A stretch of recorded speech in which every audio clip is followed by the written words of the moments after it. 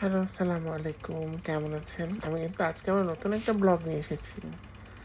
আমি যেদিন যাচ্ছিলাম পরের দিন সকালে খুব বৃষ্টি পড়তেছে। থেকে মনটা খারাপ হলেও খুব ভালো লাগতেছিল যখন আমি এই যে সুন্দর সুন্দর রাস্তার মানুষ, বাড়ি, ঘর চিন্তা করতে পারেন একটা দেশ কতটুকু সুন্দর হলে ওই দেশের প্রত্যেকটা ভিজিটর ফরেনার হইতে পারে।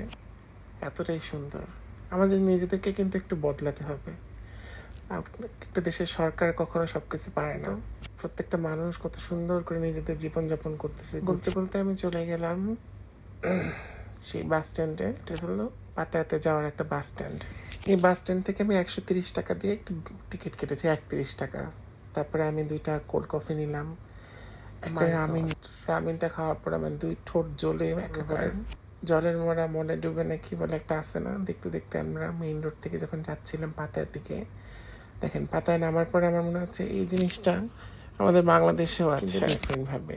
যাই হোক, এখন আমি ওয়েট করতেছিলাম উবারের।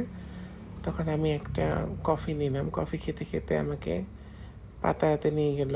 পাতায়াতে যাচ্ছি। পাতায়াতে যাওয়ার পরে আমি দেখলাম এখানে অনেক সুন্দর সুন্দর জায়গা, খুব ভালো লাগতেছিল। আমি দেখতেছিলাম ক্লাবগুলো শুরু হয়েছে, ক্লাবের জিনিসগুলো। এটা হলো আমার হোটেলটা খুব সুন্দর বলতে পারি না, কিন্তু ভিতরটা খুব সুন্দর, বাইরের থেকে খুব ভালো লাগছে। আপনারা যারা থাকতে আসবেন তারা অবশ্যই এখানে আসতে পারেন। এখানে ঠিকানাটা আসলে আমার মনে নেই। একদম বিচের সাথে দেখেন, আমার দরজাটা খুললে এই যে পাতায় বিচ, কতটা সুন্দর জায়গায়। আমার ভিডিও যদি এবার ভিউ না হয়েছে আপনাদের সবার খবর আছে।